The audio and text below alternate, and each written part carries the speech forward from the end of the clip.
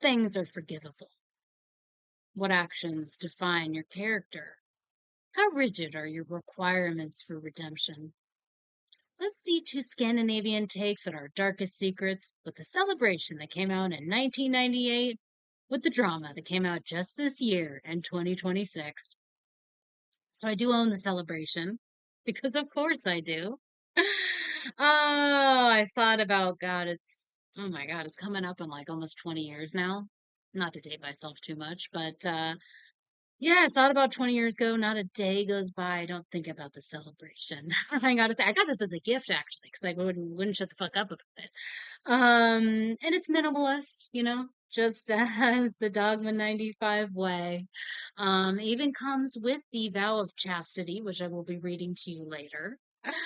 Um, so the celebration is the very first Dogma 95 film. Dogma 95 is a cinematic manifesto set forth by Danish directors Thomas Vinterberg and my pal Lars von Trier. So they had this idea to democratize film. According to the boys, auteurism is an exceptional bourgeois concept. On a quest to equalize the medium, Vinterberg and von Trier wrote up their vow of chastity as a way to allow the stories to speak for themselves. And I will read it now.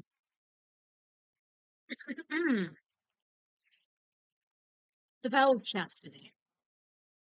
I swear to submit to the following set of rules drawn up and confirmed by Dogma 95. 1. Shooting must be done on location. Props and sets must not be brought in. If a particular prop is necessary for the story, a location must be chosen where the prop is to be found. 2. The sound must never be produced apart from the images or vice versa. Music must not be used unless it occurs where the scene is being shot. 3. The camera must be handheld. Any movement or immobility attainable in the hand is permitted. The film must not take place where the camera is standing. Shooting must take place where the film takes place. 4. The film must be in color. Special lighting not acceptable. If there is too little light for exposure, the scene must be cut or a single lamp be attached to the camera. 5. Optical work and filters forbidden. 6. The film must not contain superficial action. Murders, weapons, etc. must not occur. 7.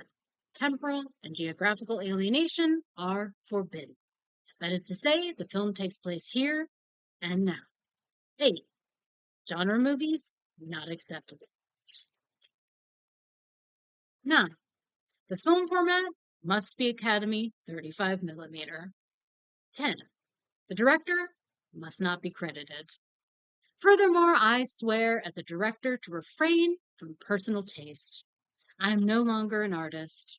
I swear to refrain from creating a work, as I regard the instant as more important than the whole. My supreme goal is to force the truth out of my characters and settings. I swear to do so by all the means available at the cost of any good taste and any aesthetic considerations. Thus, I make my vow of chastity. Thank you, boys. So as you can see by the vows, it is a strict meritocracy. It is, if you're truly great, you don't need all the razzle dazzle. All you need is your basic tools and the talent that you surround yourself with. Favorite of the channel, Harmony Corrine is an American adoptee of sorts. And Vinterberg's film is a great masterwork of the movement. It's simple and yet as labyrinthian as its setting. I suggest that you go in cold to both of these films, but especially this one. The first time I watched it in a foreign films class. And my professor, he was an exceptional man. He was a sophisticate, but not a snob. He enthusiastically advised me on my Korean thriller paper, and he loved Dogma 95. He gave us no introduction to the film. He read us the vow of chastity, and as intended, let the story speak for itself. So normally he would watch the films with us, but today he watched us. There comes a point that captures even a class full of disaffected 20-year-olds, and he didn't want to miss a single minute of it. So it starts off pretty much without ceremony. Patriarch's 60th birthday party, his three adult children arrive at the countryside hotel where they grew up. Christian is the eldest and most put together. Michael is quite literally crashing the event, clearly the loose cannon of the family, and Helene, the youngest flighty daughter, making it to the party all the way from America, but definitely not sober. So there's going to be some spoiler stuff after this, so I do suggest that you stop right here, go watch the film, come on back, we'll be here. But if you've already seen it or you want to completely ruin your experience, please feel free to continue. So we're told very early on that Christian's twin died fairly recently, but it doesn't seem to haunt the parents and extended family much past being a slight inconvenience that needs to be addressed, but quickly and without expression, represented by all the furniture in her room, completely covered with white sheets. The fisheye lens and the floating camera lets us know her presence is still covertly palatable for the siblings. The Dogma 95 camera work feels like we're a home invader imposing on this family's most intimate night. But narratively, it all seems like a fairly straightforward drama. Until the rails come off. Drink glasses clink. Christian gets up to give his toast. Light little roasting, chuckles around the room. And what we think is going to end in a sweet little anecdote becomes a napalm bomb. In shock, everyone does their best to keep calm and carry on with the evening. This is where that classic Scandinavian absurdity infuses the film with some devilish delights. It can all be a slog. As Christian follows up with a few more unambiguous words, the room doubles down on their politeness, culminating in an old woman singing songs about integrity as Christian is physically dragged from the room, beaten, and tied to a tree. When Helene's American boyfriend shows up, he's welcomed company for us. Finally, an outsider, an American. He's going to have something to say about all this. But he's bombarded with racist songs and twinning bewilderment. Not at the racism because he can't speak Danish, not even at Christian's horrific claims, but the party's laissez faire approach to the entire evening. The tension is so high, and yet it's dreamlike how at ease everyone seems to be. Brushing off Christian's words as if he had drunkenly vomited instead of saying anything at all. The longer this continues, the more sinister and pointed the silencing becomes.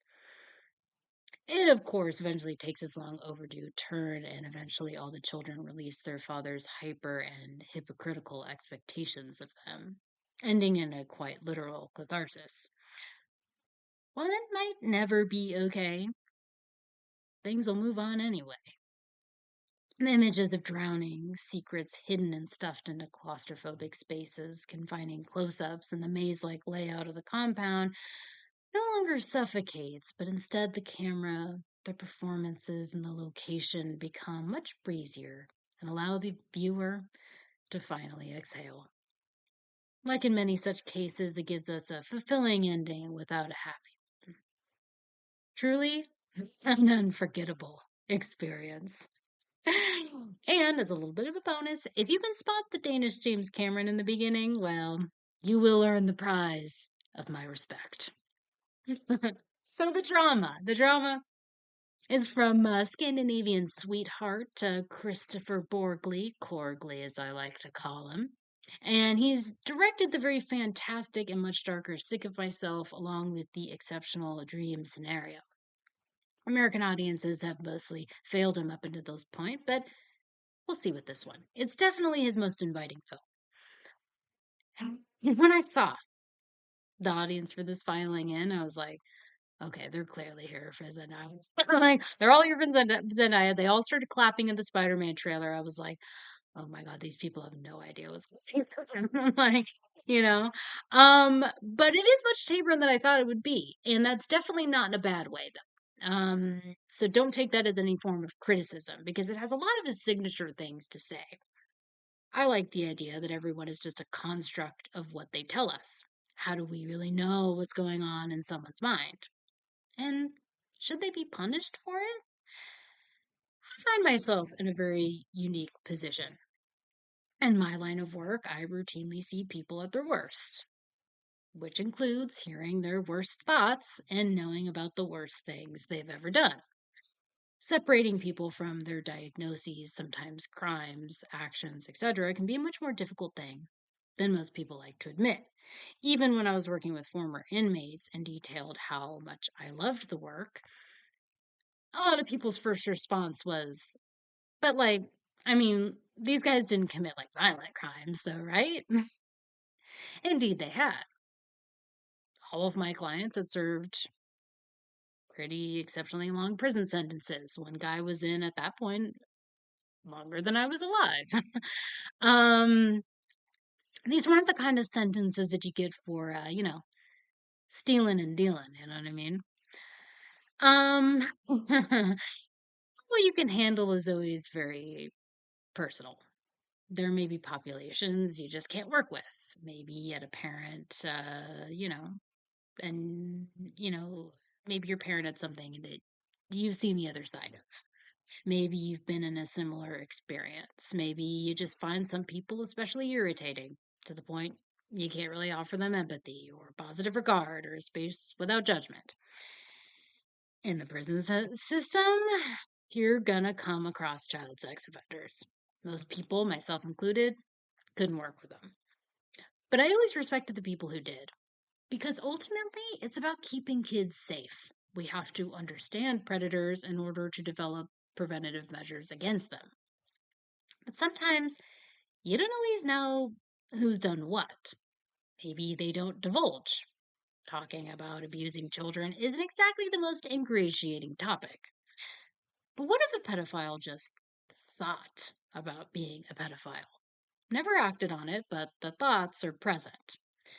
Shouldn't we want them to feel like they have the space to express this? Something stopped them. It's pretty important to know what that thing is, right?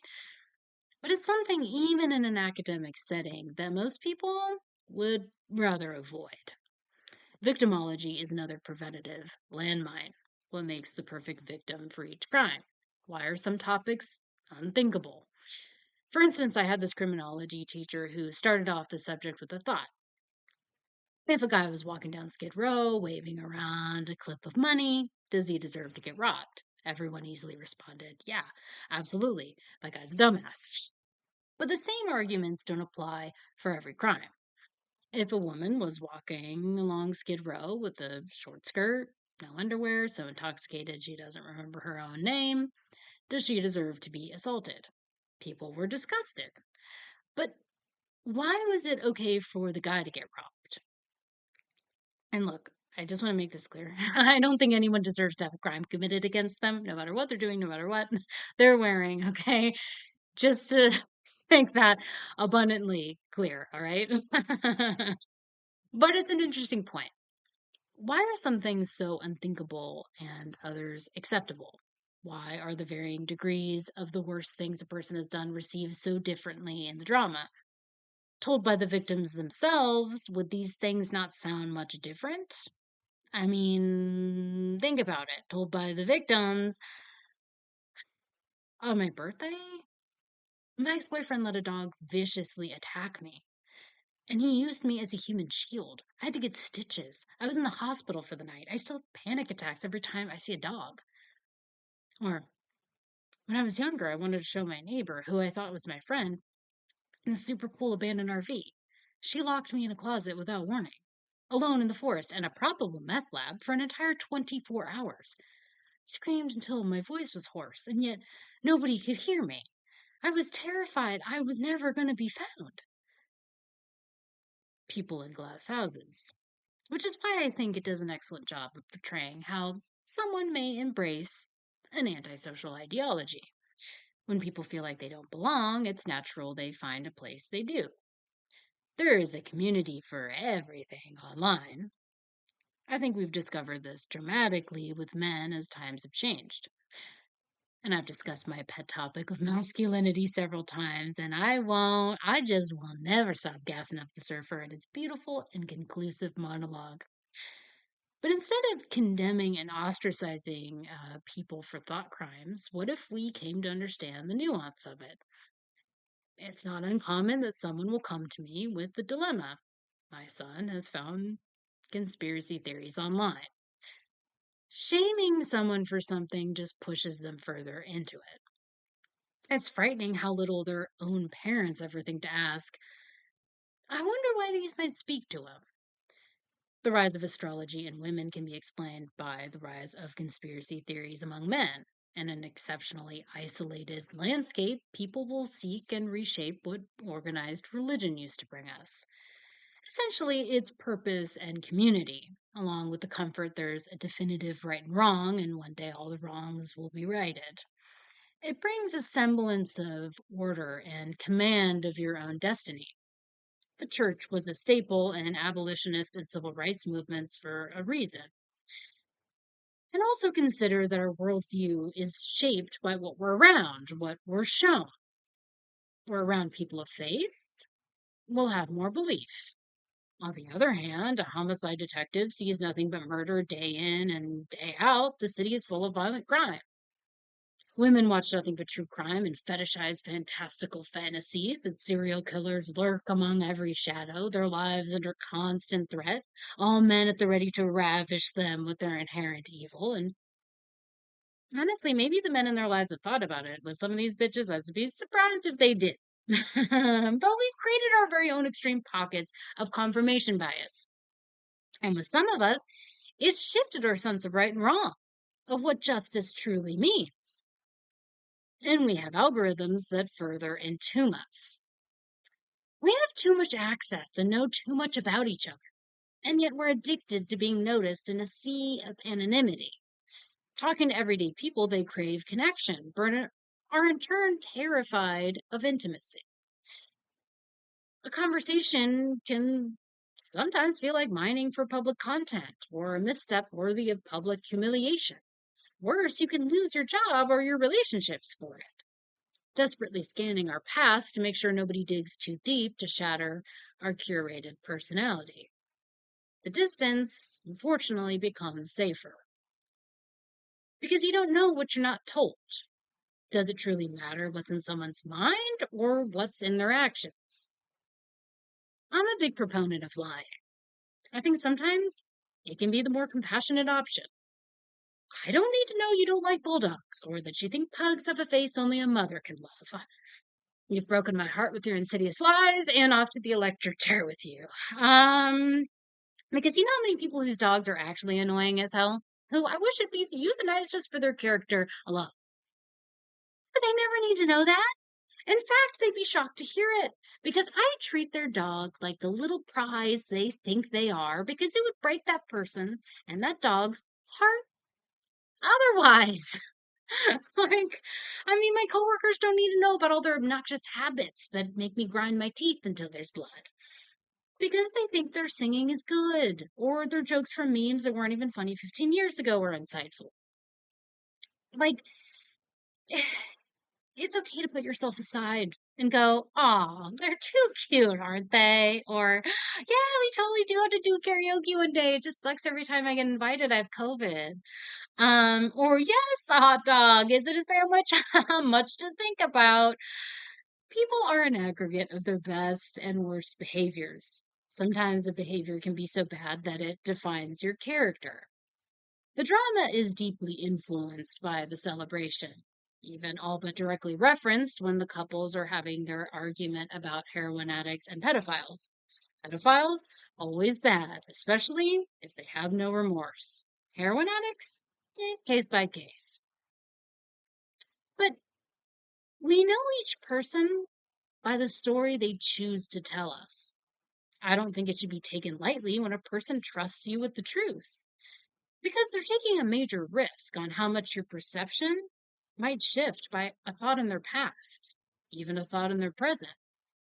The drama doesn't even ask us to grapple with an action, but a consideration. How well do you know the people in your life? And What's that based on? How domineering is your spirit that you believe you have the right to control thoughts? How much do you value change? How wavering is your loyalty? How is it comprised? And how conditional is your love? We can get a little too caught up in the performative empathy and adversity Olympics that we forget we all have the propensity for evil, especially in the privacy of our own minds. I'm sure you have I'm sure you have things you're glad a camera wasn't around to capture. I'm sure you have thoughts you're glad never left your head. Real empathy, real love is having the ability to look at the bigger picture.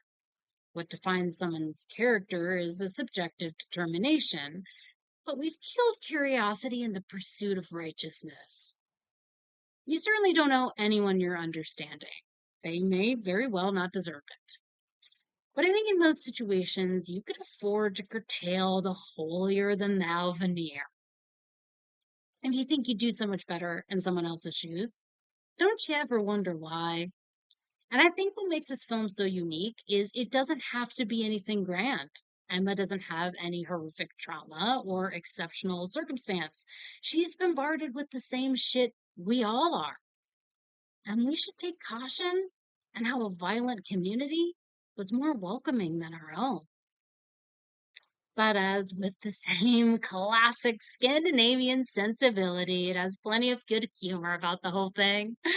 My theater, you know what? It surprised me. They really enjoyed the comic reprieve as much as they locked in on the tension.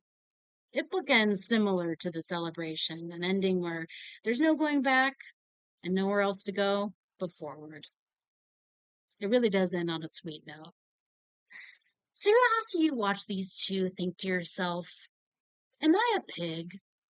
No, pigs are highly intellectual and charming animals. Orwell has spread insidious lies and propaganda against the pigs. But there would be no Stalinist pigs if there wasn't a man to name them after. Humans are sick and disturbed creatures akin to the spider. The webs we weave, the traps we lay, we suck the life out of each other until we succumb to our own solitary destruction. Scandinavians are perverse people. I have this blood in my veins, and so I know it well. They reject ostentatious piety, and they live by the doctrine that we must expose our lies, no matter the cost. Only in this do our divisions die.